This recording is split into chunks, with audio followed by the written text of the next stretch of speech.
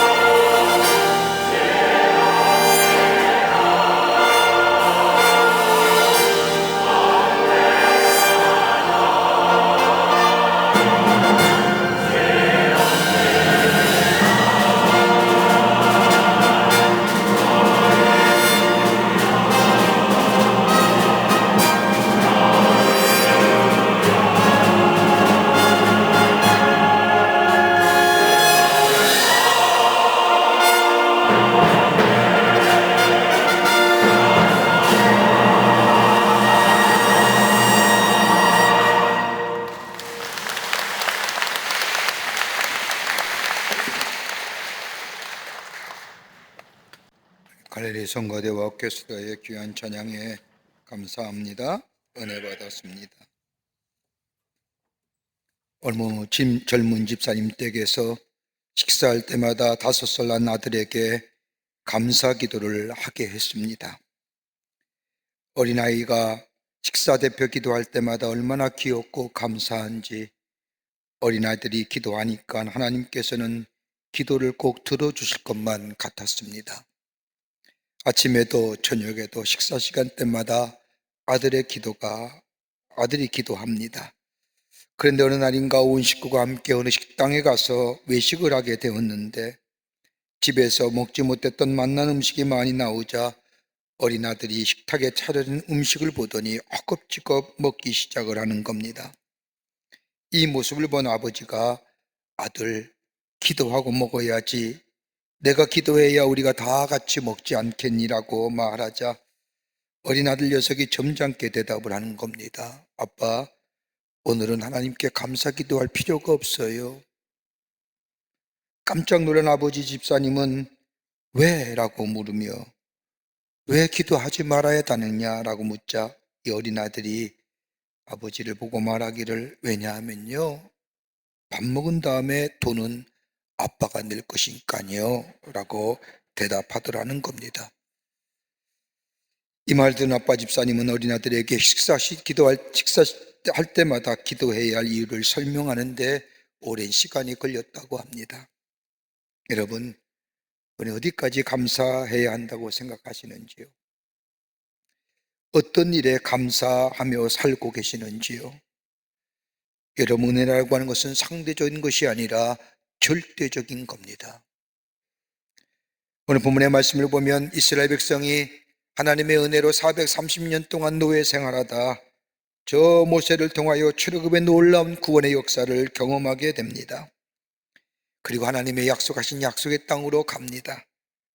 광야에 거친 길을 가면서 하나님은 구름기둥과 불기둥으로 이스라엘 백성들을 자유함으로 인도하여 주셨고 하나님의 인도하심을 따라가는 이스라엘 백성들의 마음에는 기쁨과 감사 그리고 감격이 넘쳤습니다. 마치 꿈을 꾸는 것 같은 길이요, 하나님께서 약속하신 땅으로 가는 저들의 걸음은 기쁨 걸음 그 자체였습니다. 비록 아무것도 없는 광야의 길을 걸어가고 있다 할지라도 저들은 하나도 힘들지 않았습니다. 또한 저들은 광야의 길에서 아무것도 한 것이 없습니다. 그저 모세가 인도하는 대로 따라가면 되는 여정이었습니다. 근데 모세가 인도하는 대로 따라가는 길끝에 오늘 본문의 말씀을 보면 홍해가 가로막혀 있는 겁니다. 홍해만 가로막혀 있는 것이 아니라 뒤를 돌아보니 좌우에 큰 산이 있고 골짜기를 빠져나왔는데 걸어온 길을 돌아보니 바로의 군대가 추격해 오는 겁니다. 이렇게 되자 이스라엘 백성들은 당황했고 당황한 이스라엘 백성들의 입에서는 원망과 불평의 말이 쏟아져 나오기 시작을 합니다. 어떻게 해야 될지 그리고 무엇을 해야 할지 모르는 두려움 가운데 저들은 마치 소망을 잃어버린 사람들처럼 입에서 나오는 대로 원망과 불평 그리고 비명의 소리를 마치 홍업바다에 넘실대는 파도처럼 질러댑니다.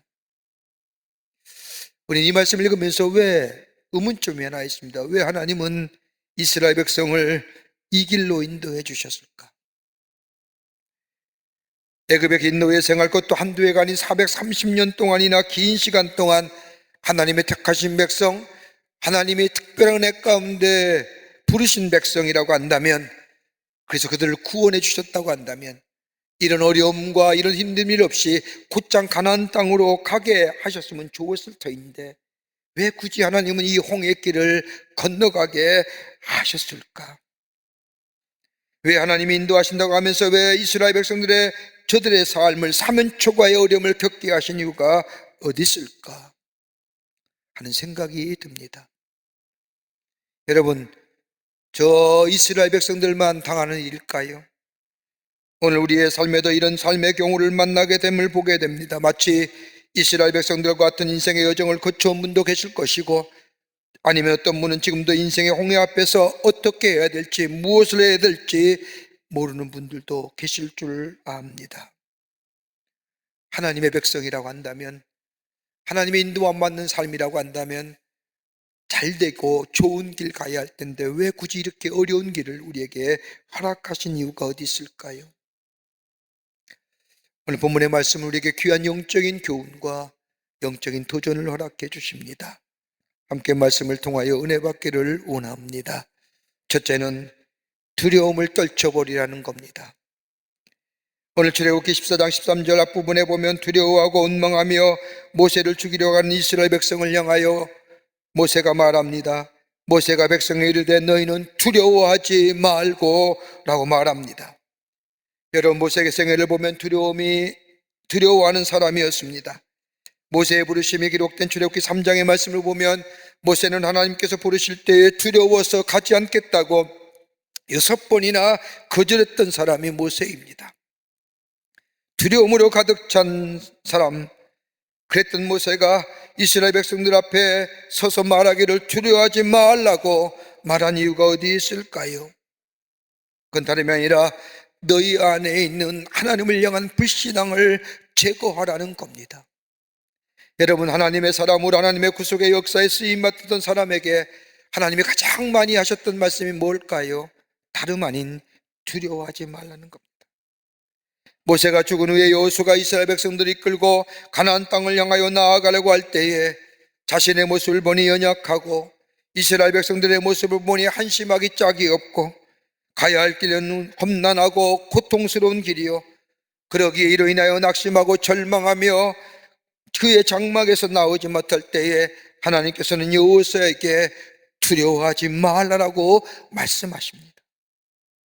사사로 부름받은 기드온이 두려워할 때 하나님은 기드온에게 하신 말씀도 두려워하지 말라고 말씀하실 뿐만 아니라 다윗이 솔로몬에게 하나님의 성전을 짓는 큰 공사를 맡길 때에도 솔로몬에게 부탁한 말은 두려워하지 말라는 말이었습니다.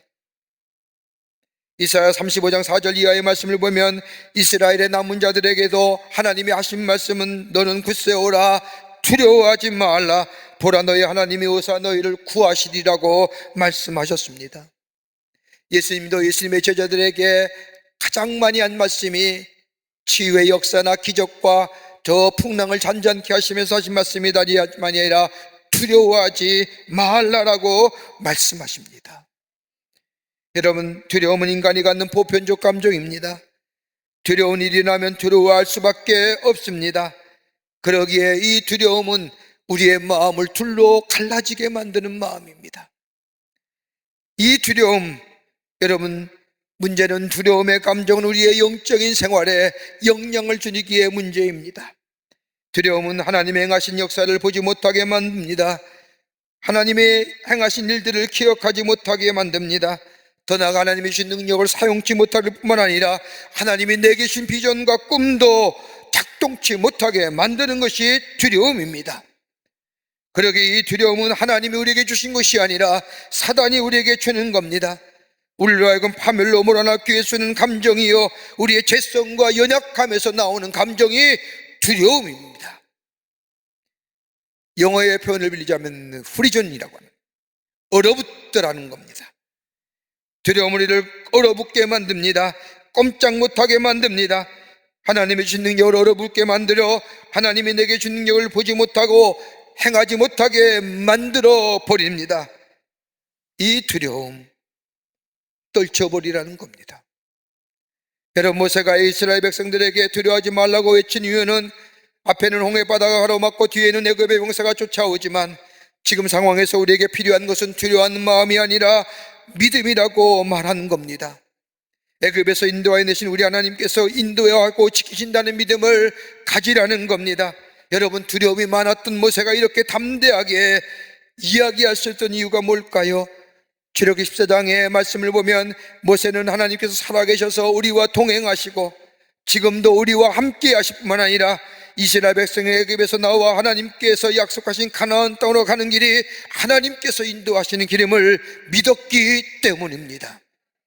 구름 기둥으로 인도하신 하나님, 불기둥으로 인도하신 하나님, 때마다 시마다 먹이시는 하나님, 광야의 거친 길이지만 그 길을 가게끔 하신 하나님, 인간의 힘으로는 도무지 건너갈 수 없는 길이지만은 하나님이 함께 하시고 하나님이 인도하시고 하나님이 동행하시는 길이에 우리가 걸어갈 수 있다고 하는, 그러게 하나님이 인도하신 길임을 믿었기에 그것조차도 하나님께서 행하신 일임을 믿기에 두려워하지 말라고 이스라엘 백성에게 말한 겁니다. 여러분, 마가복음 6장의 말씀을 보면 풍랑 속에서 두려움 가운데 떨고 있는 제자들에게 예수님이 찾아오셔서 하신 말씀이 있습니다. 내니 두려워하지 말라라고 말씀하십니다. 낸이라고 하는 말은 헬라어의 표현을 빌리자면 에이고 에이미, 나는 무엇이다라고 하는 것. 내가 누구냐? 다름이 아니라 천지를 창조하실 뿐 아니라 자연을 주관하시는, 그리고 너희를 사랑하시는 나다라고 하는 얘기입니다. 내가 있게 두려워하지 말라는 겁니다. 하나님이 곁에 계시지 않느냐? 천지를 주신 하나님이 너희와 함께 있지 않느냐? 그러니 두려워하지 말라는 겁니다. 이 말은 단순히 위로의 차원에서 하신 말씀이 아닙니다. 여러분 가운데 두려워하고 있는 사람에게 두려워하지 말라고 말할 때에는 두려워하지 않을 이유를 말할 때에 비로소 그 사람에게서 두려움이 떠나가는 겁니다. 여러분, 이사야서 26장 3절의 말씀을 보면 주께서 심지가 견고한 자를 평강의 평강으로 지키시리니 이는 그가 주를 의뢰함이니이다라고 말합니다. 의뢰한다는 것이 뭘까요? 하나님이 나의 삶을 인도하심을 믿는 겁니다. 하나님을 바라보는 겁니다. 약속하신 것을 이루시는 하나님을 바라보는 겁니다. 지금도 나와 동행하시고 인도하시고 내 걸음을 지키시는 하나님을 바라보라는 겁니다. 이스라엘 백성에게 보라는, 두려워하지 말라는 겁니다. 보라는 겁니다. 너희가 저 애굽의 종로를 살 때에 저 마지막 재앙 10가지의 재앙이 이스라엘 가운데 펼쳐질 때, 그것도 마지막 재앙인 장자의 죽어줄 때에 네 자녀들은 살지 않았느냐? 너희가 너희 문의 문설비에 피를 바를 때에 그 죽음의 영이 지나가지 않았느냐? 너희의 삶을 지키시고 인도하신 하나님이 너희와 함께 있지 않느냐? 그 증거가 너희 아들 아니냐? 보라는 거예요. 우리와 동행하시는 하나님, 우리와 함께 계시는 하나님이시기에 두려워하지 말라는 겁니다. 여러분, 꼭 이스라엘 백성에게 하신 말씀일까요? 우리에게 하신 말씀, 우리에게 동일하게 약속하신 말씀은 아닌가요?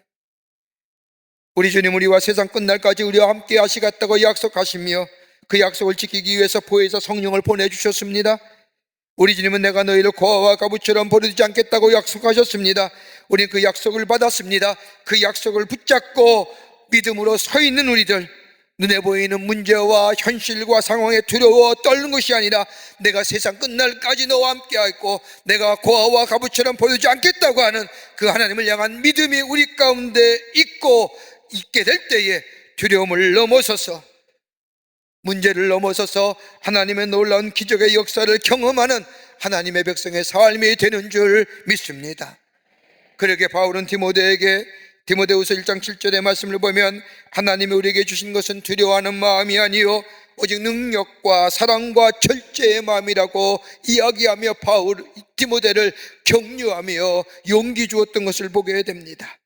바울의 들을 이어 하나님의 교회를 섬기는 이 디모데, 원숙한 나이도 아닙니다. 경험도 많은 것도 아닙니다. 저 위대한 사도인 바울의 들을 이어 하나님의 교회를 섬긴다는 것이 얼마나 저희 마음속에 두려움이 있었을까요? 그런 바울, 그런 디모데, 바울은 알았기에 저 디모데에게 말하기를 하나님이 너에게 주신 것은 두려워하는 마음이 아니요 하나님이 너와 함께하고 너를 지키시고 너를 인도하시고 그러기에 사랑과 능력과 절제의 마음이라고 하며 저들 격려하며 일으켜 세워준 것을 보게 됩니다. 두려움이 나에게 엄습할 때에, 나의 삶의 어려운 환경에 가운데 지치고 힘들고 어려울 때에 나를 보호해 주셨던 그 하나님을 찾아보라는 겁니다. 눈을 들어 지금도 나와 동행하시는 하나님을 발견해 보라는 겁니다.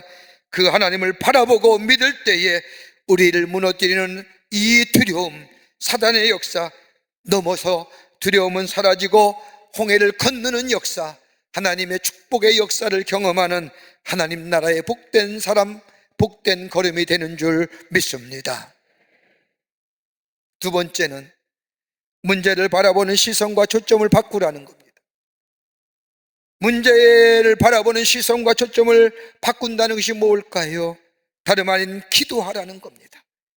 여기서 기도한다는 것은 문제에 대한 관심과 초점을 나에게서, 기도한다는 것은 하나님께로 옮겨지는 겁니다. 여러분, 우리가 문제가 생기면 문제에 대해서만 관심을 갖습니다. 그 문제에 집중하여 생각합니다. 그러다 보면 문제에 대해서만 관심을 가지고 집중하다 보면 그 문제가 나를 더 위축시키고 나를 더 묶어두고 더 나아가 나를 얽매이게 합니다.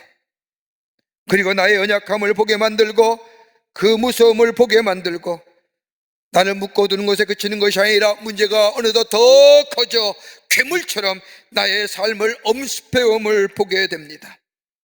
그리고 천국에는 그 문제는 또 다른 문제를 만들고 나라는 존재는 문제 앞에 한없이 작아 보이고 보잘것없는 존재로 전락되고 맙니다. 그런데 이 문제 앞에 기도한다는 것은 문제에 대한 시선과 초점을 하나님께로 옮겨드리는 것이 바로 기도입니다. 하나님께 기도한 것은 나의 문제를 능히 다룰 수 있는 하나님께 올려드리는 겁니다. 여러분 오늘 본 말씀 보십시오. 앞에는 홍해바다라고 하는 불과 악력의 문제, 뒤에는 감히 맞설 수 없는 애굽의 군대라고 하는 문제 앞에 하나님은 이스라엘 백성에게 출애굽기 14장 13절의 말씀을 보면 너희는 두려워하지 말고 가만히 서서 여호와께서 오늘 너희를 위하여 행하시는 구원을 보라라고 말씀하십니다. 여기서 가만히 서서라고 하는 말은 두려운 상태에 너 자신을 스스로 내버려 두지 말라는 겁니다. 그냥 버려두지 말라는 거예요. 두려움이 오면 그 두려움 그 상태로 버려두지 말고 일어서라는 겁니다. 적극적인 의미로 일어서라는 겁니다.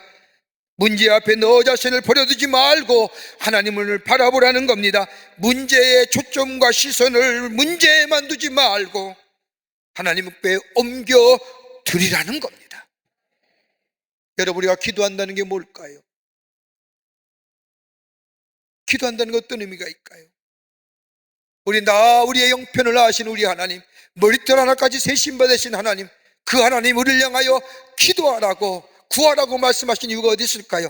여러분 기도는 다름이 아니라 하나님 앞에 기도한다는 것은 하나님의 절대 주권을 인정하는 행위입니다. 하나님 인정하는 행위. 막연하게 우리 하나님 우리를 사랑하시기에 우리의 모든 형편을 아시기에 주실 거야 라고 하는 믿음도 귀하지만 그보다 더 귀한 믿음이 있다면 하나님은 주권자 되신 하나님, 우리의 모든 것을 인도하시고 지키시고 보호하시고 허락하시는 하나님, 그 하나님의 주권을 인정하며 하나님 앞에 내 문제를 올려 드리는 행위가 바로 기도입니다. 더 나아가 그러기에 기도는 하나님이 행하실 바를 기대하는 겁니다. 내 판단과 내 생각과 내 환경과 내 경험들을 내려놓고 전적으로 하나님 앞에 기대하는 겁니다. 여러분 시편 40편 1절과 2절의 말씀을 보면 다윗의 고백이 나옵니다. 내가 여호와를 기다렸더니 귀를 기울이사 나의 부르짐을 들으셨도다. 나를 기가 막힌 웅덩이와 수렁에서 끌어올리시고 내 발을 반석에 두사 내 걸음을 견고케 하셨다고 다윗이 고백합니다. 여러분 이 시편 40편을 쓸 때의 다윗의 형편이 어떤 건지 아십니까? 자신의 아들인 압살롬의 반역을 인하여 피난길에 오르며 쓰여진 시편이 시편 40편입니다. 엄청난 일입니다. 문제와 사건을 다 보면 실망하고 좌절하고 절망할 수밖에 없습니다. 그런데 이 다윗은 엄청난 일을 당하면서 그 문제와 사건을 보며 실망하며 절망하는 것이 아니라 문제의 초점을 하나님 앞에 옮겨 드립니다. 그리고 내가 기다린다는 겁니다. 여기에 내가 여호와를 기다렸더니 그 뒤에 말씀을 보면 나의 부르짐을 들으셨도다. 하나님이 내가 기도했더니 하나님이 나의 부르짐을 들으시고 응답하셨다. 내가 기다린다고 하는 것은 다름이 아니라 하나님께 기대하고 하나님 앞에 바라고 하나님을 소망한다는 이야기입니다. 아무리 내가 가지고 있는 문제가 어렵고 힘이 든다 할지라도 포기하지 않고 인내하면서 하나님께서 행하실 일을 기다린다는 겁니다. 문제와 상황을 보면 실망하고 절망하며 좌절하여 넘어질 수 없는 상황이지만 나의 눈으로 보면 그것이 자명한 결과지만 그 문제를 자신의 눈으로 바라보는 것이 아니라 다윗은 문제의 초점을 하나님 앞에 옮겨 하나님 앞에 맡겨드립니다. 그러기에 나의 부르짖음이라고 얘기합니다. 여러분 인간의 문제 해결하는 방법이 있고 한계가 있습니다. 그러나 하나님의 문제 해결 방법에는 다양하십니다. 내 문제 내 해결의 방법은 다른 사람도 해결하고 다른 사람도 쓰는 방법이지만은 내 문제, 나의 초점, 나의 문제를 내 시선과 내 초점으로, 내 해결 방식으로 바라보는 것이 아니라 그 문제를 하나님 앞에 옮겨드려 하나님의 시선과 하나님의 초점으로 드리게 될 때, 하나님은 다양한 방법으로 문제 해결할 뿐만 아니라 그로 인하여 많은 사람들에게 하나님이 어떤 분인가, 신앙의 귀한 유산과 영적 교훈을 남기게 해 주십니다. 그러기에 2000년이 지난 시간이 흘러 사도 바울은 고린도 교회에 편지하기를, 고린도전서 10장 1절과 2절의 말씀을 보면, 형제들아, 나는 너희가 알지 못하기를 원하지 아니하노니 우리 조상들이 다 구름 아래 있고 바다 가운데로 지나며 모세에게 속하여 다 구름과 바다에서 세례를 받고, 출애굽의 여정을 얘기하는 겁니다. 그런 다음에 고린도전서 10장 11절의 말씀하면 그들에게 일어난 이런 일은 본보기가 되고, 또한 말세를 만난 우리를 깨우치기 위하여 기록되었느니라. 홍해를 건너게 하시니 이스라엘 백성이 하나님 앞에 기도하고 기대하며 소망했던 일들, 그래서 홍해가 갈라지고 저 마른 땅과 같이 건넜던 그 하나님의 위대한 역사들, 뭘 위해서요? 우리에게 귀한 신앙의 교훈 주시기 위해서. 마지막 때에 어떻게 우리의 앞에 당하신 시험과 문제를 이겨나갈 수가 있는가, 좋은 본보기와 더불어 깨우침 주시기 위해서.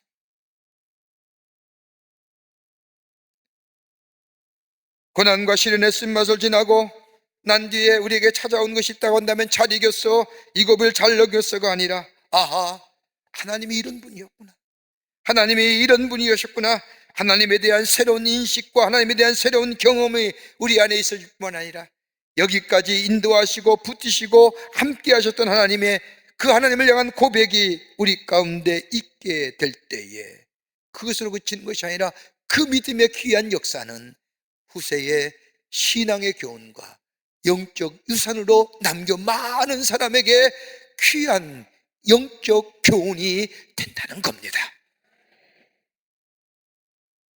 그러기에 바울은 데살로니가전서 5장 16절과 17절 18절 말씀에 항상 기뻐하라, 쉬지 말고 기도하라, 범사에 감사하라, 이것이 그리스도 예수 안에서 너희를 향하신 하나님의 뜻이니라. 우리 앞에 문제가 생깁니까? 우리 앞에 엄청난 시련이 있습니까? 감당하지 못할 엄청난 문제가 우리의 가는 길을 가로막습니까? 그것에 주저하는 것이 아니라 하나님 앞에 기도하는 겁니다. 내 문제, 내 정황, 내 상황, 나의 시선을 보면 답답하고 해결될 기미가 보이지 않지만 그 시선과 초점을 하나님 앞에 맡기고 기도하며 기다리게 될 때에 하나님의 역사가 우리 가운데 일어나고, 그 역사는 우리에게 귀한 하나님을 알아가는 기회일 뿐만 아니라 후대에게는 신앙의 교훈과 영적인 유산과 믿음의 귀한 역사를 증거하는 계기가 된다는 겁니다. 이 믿음 필요. 끝으로 담대한 믿음으로 나아가라는 겁니다. 담대한 믿음으로 나아가는 겁니다. 믿음을 가지고 한 발자국 한 발자국 내디디라는 겁니다. 오늘 읽지 않았지만 15절의 말씀을 보면 여호와께서 모세에게 이르시되 너는 어찌하여 내게 부르짖느냐, 이스라엘 자손에게 명령하여 앞으로 나아가게 하라는 거 말씀하십니다. 여러분, 여기서 앞으로 나아간다는 말은 하나님의 말씀을 믿고 행하는 겁니다.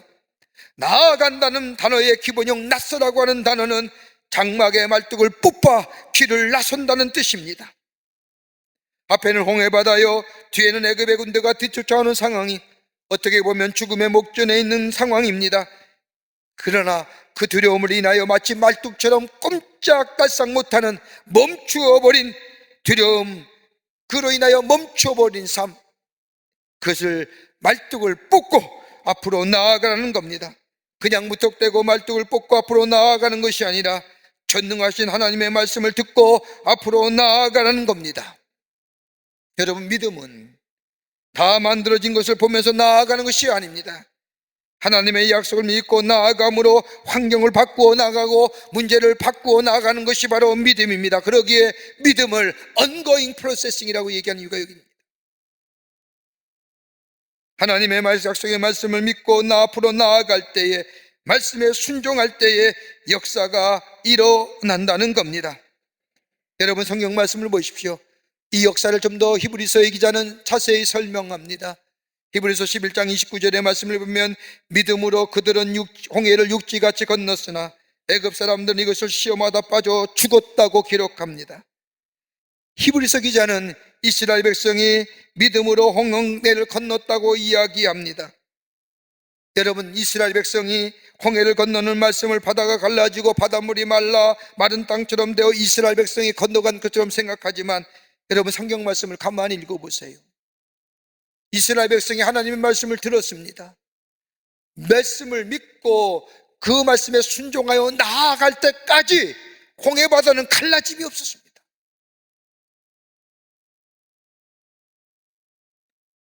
그대로였습니다.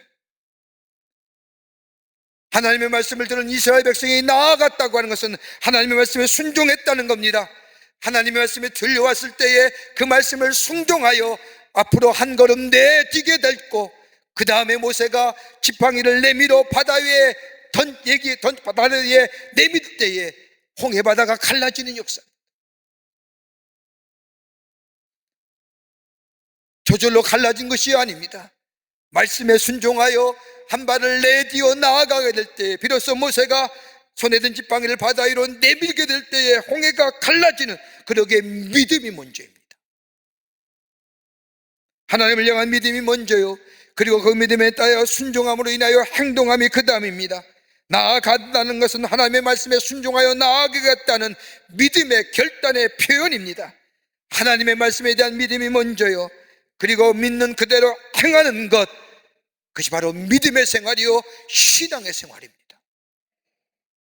이거 없이는 하나님의 역사를 기대하지 못하는 것. 그때 홍해 갈라집니다. 근데 저 애굽의 군대 보십시오. 이스라엘 백성이 지나갔지만 애굽의 군대 또한 홍해를 건넙니다. 근데 하나님의 말씀에 믿음으로 반응하여 순종한 이스라엘 백성은 홍해를 갈라지며 생긴 마른 땅을 무사히 건넜지만 자신들의 능력만 의지하고 갈라진 땅만을 바라보며 건넜던 저들,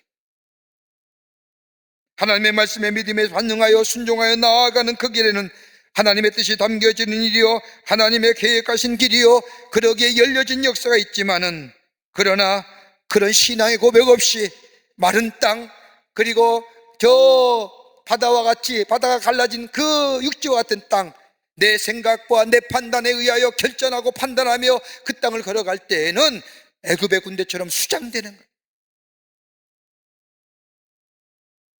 종국에는 실패하고 만다는 겁니다.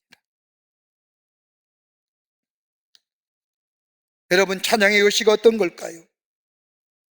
이스라엘 백성이 홍해를 건널 때 출애굽기 14장 이후의 말씀을 보면 하나님을 찬양하는 찬양의 소리가 나옵니다. 이것이 바로 찬양의 효시입니다. 하나님의 행하신 일을 찬양하는 겁니다. 하나님의 역사하심을 찬양하는 겁니다.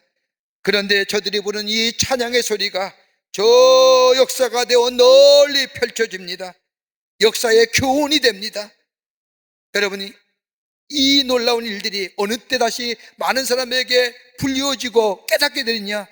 저 이스라엘 백성이 광야를 거쳐서 가나안 땅에 들어갈 때에 저 여리고성의 정탐꾼을 보냅니다.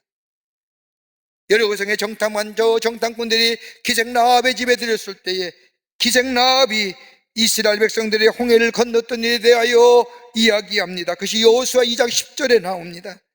이는 너희가 애굽에서 나올 때에 여호와께서 너희 앞에서 홍해물을 마르게 하신 일과 너희가 요단 저쪽에 있는 아모리 사람의 두 왕 시온과 옥에 행한 일, 곧 그들을 전멸시킨 일을 우리가 들었음이니라. 중요한 사실입니다. 하나님의 말씀이 들려옵니다. 믿음으로 반응했습니다. 그 말씀에 순종하여 나아갔습니다. 그때 모세가 손을 내밀어 바다를 가리키게 될 때에 저 홍해 바다가 갈라졌습니다. 이스라엘 백성이 건넜습니다. 아무도 모르는 일입니다. 광야의 그 경험에 참여한 이스라엘 백성만 아는 사실입니다. 그런데도 이 놀라운 하나님의 역사가 모든 사람에게 증거된 것은 뭐냐? 이스라엘 백성이 하나님을 향하여 찬양의 소리가 높여질 때 그 찬양의 소리가 건너 저 가나안의 저 기생 라합까지의 기회까지라도 하나님의 하신 일, 하나님의 역사하신 일들을 듣고 경험하며 바라며 기대하는 자리였다. 내가 하는 일, 믿음으로 반응하며 순종하여 행하는 일, 나만의 기적이 아니라 이 놀라운 역사가 펴져져 하나님이 어떤 분인가, 하나님이 누구인가 많은 사람에게 증거하게 되는 역사가 일어나게 된다는 겁니다. 우리 앞에 문제 있습니까? 홍해바다와 같은 도무지 감당할 못한, 무엇을 해야 될지 어떻게 해야 될지 알지 못한 일이 우리 가운데 있습니까? 오늘 이 말씀은 우리에게 두려워하지 말라는 겁니다. 하나님이 행하신 일을 기억해 보라는 겁니다. 하나님이 나와 함께 하시고 우리와 함께 가시고 우리와 세상 끝날까지 동행하시겠다고 하는 그 하나님의 약속의 말씀, 그 믿음이 내 안에 있게 될 때 우리는 두려움을 넘어 사단의 궤계를 넘어 홍해를 건너는 역사, 더 나아가 기도하게 될 때에 문제가 해결되는 역사, 그리고 믿음으로 담대하게 순종하여 나아가게 될 때에 홍해를 건너 하나님의 놀라운 약속의 성취를 누리는 하나님 나라의 복된 백성의 삶으로 살아갈 뿐만 아니라 이 놀라운 역사가 나는 하나님을 더 많이 깨닫게 되고 하나님을 더 만나게 되고 하나님을 더 알게 될 뿐만 아니라 많은 사람에게는 신앙의 교훈과 믿음의 도전을 주는 귀한 역사가 일어나게 된다는 겁니다. 이 믿음의 역사를 이루어 나가 하나님을 증거하며 하나님을 전하며 내 안에 하나님을 더욱더 깊이 만나는 우리의 믿음의 성장을 가져오는 놀라운 일들로 있어지기를 주의 이름으로 축원합니다.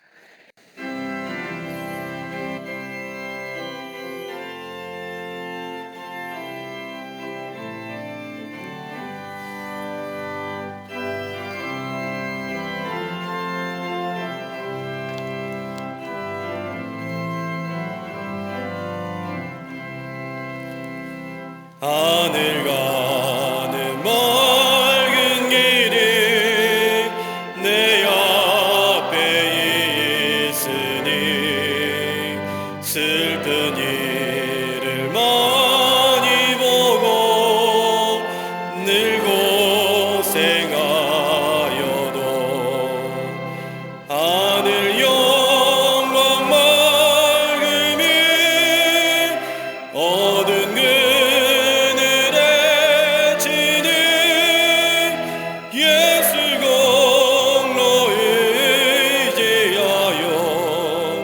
항상 빛을 보도다. 내가 전성 바라보고 가까이 왔으니 아버지의 영광 집에 나 싣고 싶도다. 나는 부족하여도 영접하실 터이니 영광 나라 되시는 구 우리 구주 예수라.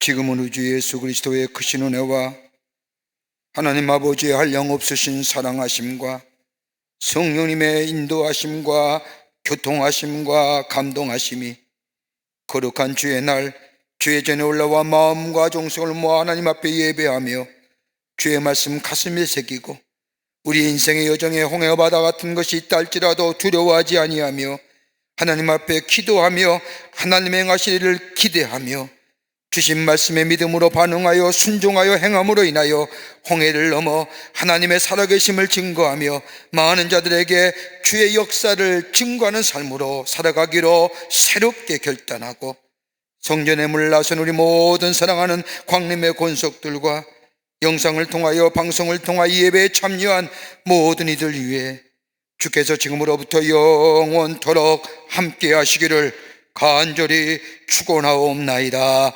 아멘. 좋으신 하나님, 좋으신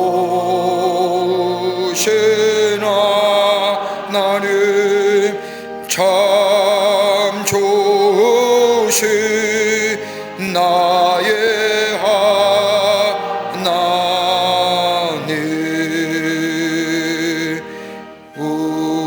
우리의 예배를 받으신 하나님, 참